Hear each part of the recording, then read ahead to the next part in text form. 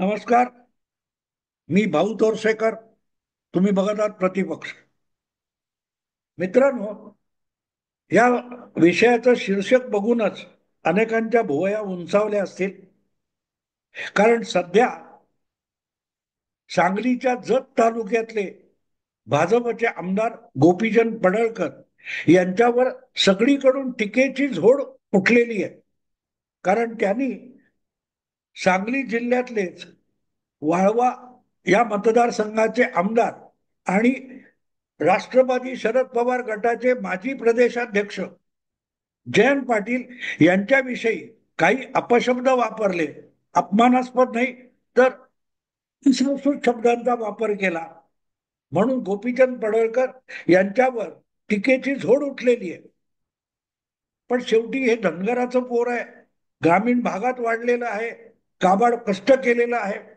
त्याच्या तोंडून असे शब्द जाणं हे स्वाभाविक आहे. भले आज अचानक येऊन तो माणूस विधान परिषदेत बसला असेल का विधानसभेत बसला असेल. बालपणापासून ज्या वातावरणात माणूस वाढतो तेच त्याच्यावरचे संस्कार असतात.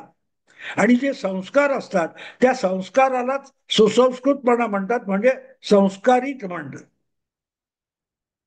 मी गोपीचंद पडळकर यांनी वापरलेले शब्द किंवा त्याचं समर्थन बिलकुल करत नाही, बिलकुल करत नाही. पण आज जे काही मी शीर्षक दिलंय, आमचे येथे श्री गोपीचंद पडळकर यांच्या कृपे करून. आता गोपीचंद पडळकर यांची कृपा कोणावर झाली तर ते आता नव्याने सांगायला नको. त्यांच्यावर ज्या कारणासाठी जबरदस्त टीकेची झोड उठलेली आहे आणि अगदी मुख्यमंत्र्यांनी सुद्धा त्यांना असली शब्द वगैरे वापरू नका म्हणून जी ताकीद दिलेली आहे, त्यानंतर मी व्हिडिओ करतोय.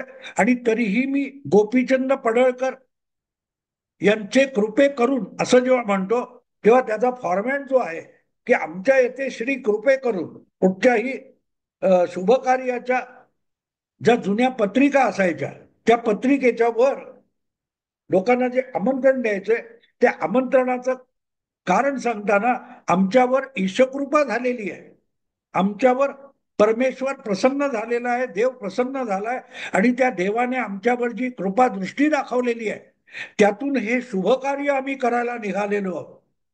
अशा अर्थी आमच्या येथे श्री कृपे करून असं असायचं. तसं या विषयाचं शीर्षक मी जे दिलंय, आमचे येथे गोपीचंद पडळकर यांची कृपा, यांच्या कृपेमुळे किंवा कृपा करून. तर त्याचं कारण असं आहे की जर हे अपशब्द किंवा असंस्कृत शब्द पडळकरांनी वापरले नसते तर अडगडीत जाऊन पडलेले आमदार जयंत पाटील यांच्या नावाचा उल्लेख तरी कुठच्या बातमीत आला असता का? अगदी अलीकडची गोष्ट आहे, म्हणजे 4 एक महिने झाले असतील. तोपर्यंत जयंत पाटील हे राष्ट्रवादीच्या शरद पवार गटाचे महाराष्ट्र प्रदेश अध्यक्ष होते. आता त्यांना बाजूला करून त्यांच्या जागी शशिकांत शिंदे या नव्या नेत्याला प्रदेश अध्यक्ष करण्यात आलेले आहे. आणि अतिशय कुठल्याही समारंभ न करता जयंत पाटील यांना खड्यासारखं बाजूला करण्यात आलं होतं. आणि त्यासाठी दुःख व्यक्त करण्याचं काही कारण नाही. जयंत पाटील यांची स्वतःचं असं काय फार मोठं कर्तृत्व आहे असं बिलकुल नाही. राजकारणामध्ये तर केवळ पित्याच्या पुण्याईमुळे त्यांना एका मतदारसंघातून कसं बसं निवडून येता येतं. आपल्या जिल्ह्यावर देखील त्यांचा किंवा त्यांच्या राजकारणाचा प्रभाव दिसत नाही. गेल्या विधानसभा निवडणुकीत त्यांचाच एक जुना सहकारी किंवा निकटवर्ती कोणतरी भाजपने किंवा दुसऱ्या पक्षाने उभा केला तर त्याच्या समोर आपली आमदारकी टिकवताना जयंत पाटील यांच्या नाकी 9 आले होते. त्यामुळे प्रदेशाध्यक्ष व्हायचं पण 5 आमदार आपल्या प्रभावामुळे निवडून आणण्याची सुद्धा जयंत पाटील यांच्यामध्ये क्षमता नाही. पित्याच्या पुण्याईने पित्याच्या मतदारसंघातून विधानसभेवर निवडून येणं आणि पवारांच्या कृपेने मंत्रीपद किंवा वेगवेगळी पक्षातली पदं मिळवणं एवढीच जयंत पाटील यांची क्षमता आहे. आणि त्यामुळेच त्या पदावरून बाजूला केलं किंवा बाजूला झाल्यावर जयंत पाटील यांच्याविषयी कुठे चार शब्द ऐकायला सुद्धा मिळत नव्हते. अर्थात बाकीच्या वेळेला त्यांनी काय केलं, पदावर असताना सुद्धा काय केलं की पक्षाचा विस्तार केला म्हणायचा, तर पक्ष आपला दुभंगतोय याचा देखील ठांग पत्ता त्यांना कधी लागला नाही. अगदी ते प्रदेशाध्यक्ष असताना पहाटेच्या सुमाराला त्यांच्या पक्षाचे विधानसभेतले गटनेते असलेले अजितदादा पवार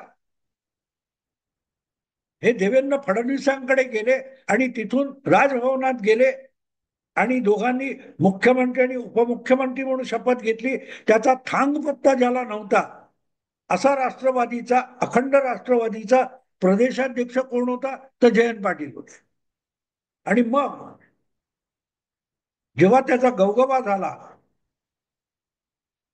तेव्हा गटनेते पदावरून शरद पवारांनी आपल्या पुतण्याची म्हणजे अजितदादांची तडकाफडकी नेमणूक रद्द केली आणि त्या जागी 2019 नंतर गटनेते म्हणून जी दुसरी निवड केली ती जयंत पाटलांची होती. जयंत पाटील हे एकाच वेळेला पक्षाचे प्रदेशाध्यक्ष होते आणि विधानसभेत ते गटनेते होते. पण ज्या वेळेला अजितदादा आणि देवेंद्र फडणवीस यांचं सरकार टिकलं नाही, 2.5 दिवसात ते सरकार गडगडलं, तेव्हा कुत्सितपणे जयंत पाटील म्हणाले होते 1.5 दिवसाचा 5 दिवसाचा गणपती ऐकला होता, 2.5 दिवसात विसर्जित होणारा हा पहिला गणपती बघितला. आणि या प्रकारे सतत कुत्सितपणे बोलणं, या पलीकडे जयंत पाटील यांना काही करता आलं नाही. उद्धव ठाकरे कुत्सित बोलतात, टोमणे मारतात, अत्यंत सौम्य आणि गुटगुटीत गुळगुळीत भाषेमध्ये जयंत पाटील तेच करतात. पण गमतीची गोष्ट अशी होती की भाजपच्या गोटात जाऊन शपथविधी केला म्हणून ज्या अजितदादांना तडकाफडकी गटनेते पदावरून हाकललेलं होतं ते परतले आणि नंतर जी नवी काही ती मांडणी झाली त्यामध्ये काँग्रेस, राष्ट्रवादी आणि शिवसेना, उद्धव ठाकरे एकत्र आले आणि उद्धव ठाकरे मुख्यमंत्री झाले. तेव्हा त्यांच्याबरोबर उपमुख्यमंत्री म्हणून अजितदादांना शपथ देण्यात आली. आणि अजितदादा हे कधी विधानसभेतले राष्ट्रवादीचे गटनेते झाले हे सुद्धा जयंत पाटलांना कळलेलं नव्हतं. कारण गटनेता तर अजितदादा फुटून गेले, शपथ घ्यायला गेले, तेव्हा गटनेते अजितदादा होते. पण त्यांना बाजूला करून जयंत पाटलांना जरी गटनेता विधानसभेतला केलेला असला पवारांनी, तरी अजितदादा परतल्यानंतर त्यांना परत गटनेता कधी केलं आणि जयंत पाटलांना कधी खड्यासारखं बाजूला केलं हे सुद्धा जयंत पाटलांना माहिती नव्हतं. म्हणजे आपल्या पक्षामध्ये, आपल्या प्रदेश पक्षामध्ये काय काय चालू आहे याचा ठाम पत्ता नसलेला असा प्रदेशाध्यक्ष, अशी महान भूमिका जयंत पाटील भूषवत होते. अगदी अनिल देशमुख यांच्यावर परमवीर सिंग यांचा जो आरोप झाला, कोर्टात प्रकरण गेलं, तेव्हा अनिल पाटील हे राजीनामा अनिल देशमुख राजीनामा देतील का या विषयावर जयंत पाटलांनी नाही म्हटलं आणि 24 तासात पवारांनी अनिल देशमुखांचा राजीनामा घेतला. थोडक्यात आपल्या पक्षामध्ये काय चाललंय याचा सुद्धा ठामपत्ता जयंत पाटलांना नसायचा आणि त्यामुळे पक्षावर त्यांची मांड ठेकलेली नव्हती, पकड नव्हती, प्रभाव नव्हता. अशा परिस्थितीमध्ये जयंत पाटील हे अक्षरशः प्रदेशाध्यक्ष म्हणून बुजगावण्यासारखं काम करत होते. आपण किंवा आपल्या पक्षाने प्रदेशात, महाराष्ट्रात कुठले निर्णय घेतलेत हे बातम्यांमधून जयंत पाटलांना कळत होते. इतके महान नेते असलेले जयंत पाटलांना शेवटी शरद पवारांनी बाजूला केलं आणि शशिकांत शिंदे यांना प्रदेशाध्यक्ष पदावर आणलं. आणि तेव्हापासून गेले निदान 2, 2.5, 3 महिने किती आहेत मला आठवत नाही, पण जयंत पाटील सध्या काय करतात याचं उत्तर कोणाकडेही नव्हतं, कोणाकडेही नव्हतं.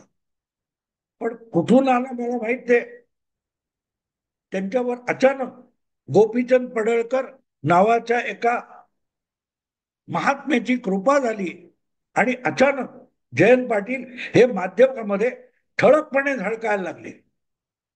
किंबहुना पहिल्यांदा जयंत पाटील हे नेते आहेत आणि त्यांचा अपमान त्यांचा पक्ष सहन करणार नाही, यासाठी सांगलीमध्ये मोर्चा काढण्यात आला. मला खरंच आवडलं ते. जयंत पाटील हे नेता आहेत आणि आपल्या मतदारसंघाबाहेर आणि आपल्या जिल्ह्यामध्ये आपला प्रभाव आहे, हे त्यांना कधीही दाखवता आलं नव्हतं. ते पडळकरच्या या अपशब्दाच्या कृपेमुळे झालं असेल तर खरं म्हणजे जयंत पाटलांनी पडळकरांचे आभार मानले पाहिजे.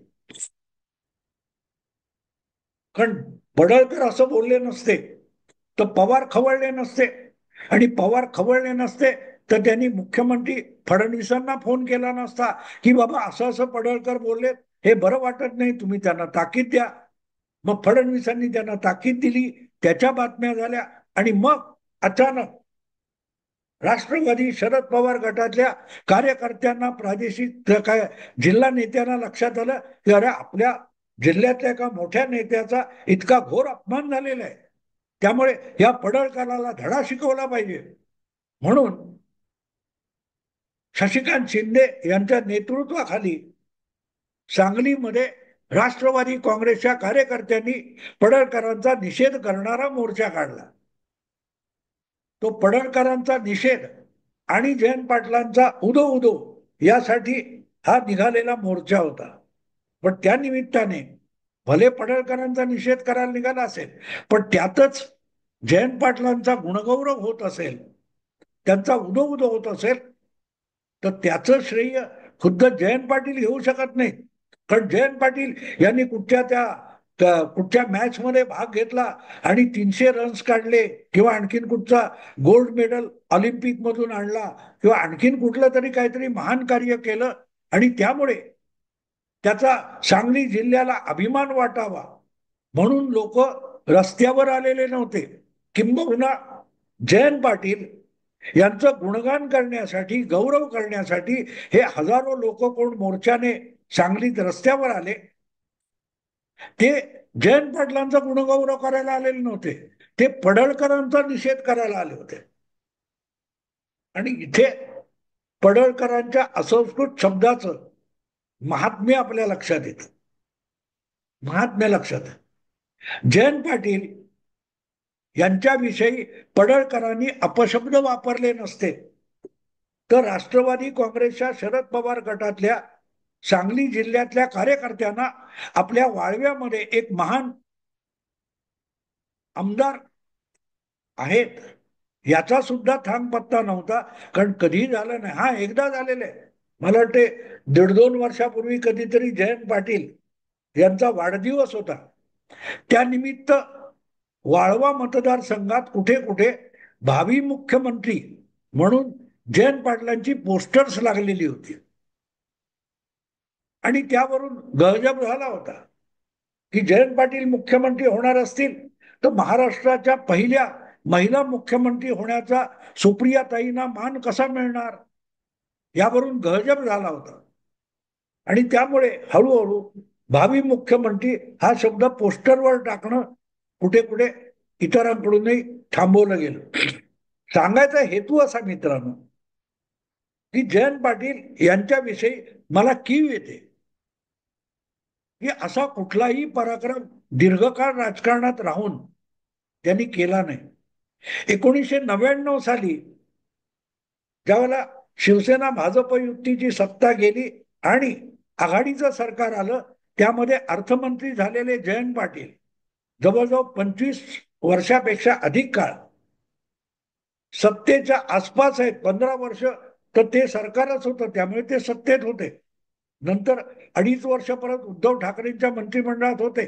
17.5 वर्ष राज्य सरकारच्या मंत्रिमंडळामध्ये ज्येष्ठ मंत्री म्हणून काम केल्यानंतरही आपल्या जिल्ह्यात सुद्धा ज्या व्यक्तीला आपला राजकीय प्रभाव दाखवता येत नाही, आणि पडळकर सारखा पहिल्या टर्मचा एक आमदार तरुण हा तुमच्यावर दुगाण्या झाडू शकतो, अपशब्द वापरू शकतो. हे अभिमानास्पद आहे का? याचा मला वाटतं की जयंत पाटलांनी विचार करावा. त्यांच्या पक्षाने पडळकरांचा निषेध करणं योग्य आहे, मी तो चूक मानत नाही. पण पडळकरांचा निषेध करायला सांगली जिल्ह्यामध्ये इतक्या प्रचंड संख्येने लोक एकत्र येऊ शकतात. पण जयंत पाटील या महान नेत्याच्या कुठल्या तरी महान कर्तृत्वासाठी कधी अशी मिरवणूक निघाली की जयंत पाटलांनी एवढं महान कार्य केलेलं आहे म्हणून, आणि त्यांचं गुणगान करत एक जाहीर सत्कार वगैरे झाला, असं कधी कुठे दिसलं नाही. कधी कुठे दिसलं नाही. म्हणजे चुकीच्या कारणासाठी पडळकरांचं नाव पुढे आलं असेल, त्यांचा निषेध झाला असेल, हरकत नाही. पण पडळकरचा निषेध करायला जेवढे लोक जमतात, तेवढे लोक जयंत पाटील यांच्या कुठल्याही कर्तृत्वाचा गाजावाजा करायला येत नाहीत, जमत नाहीत, मिरवणूक काढत नाहीत. ही गोष्ट जयंत पाटील यांच्यासाठी अभिमानास्पद आहे का? हे त्यांनी, त्यांच्या पाठीराख्यांनी, समर्थकांनी विचार करण्यासारखी गोष्ट आहे. हे सगळं झालं त्यामुळे अडगडीत पडलेले किंवा प्रकाश झोताच्या बाहेर गेलेले जयंत पाटील परत एकदा प्रकाश झोतामध्ये आले. त्याचं श्रेय जयंत गोपीचंद पडळकरला द्यायला लागेल. अपशब्द असतील पण ती सुद्धा कृपा असते, हे समजावण्यासाठी विषय मांडला. आवडला लाईक करा, शेअर करा आणि प्रतिपक्षाला सबस्क्राईब करा. नमस्कार.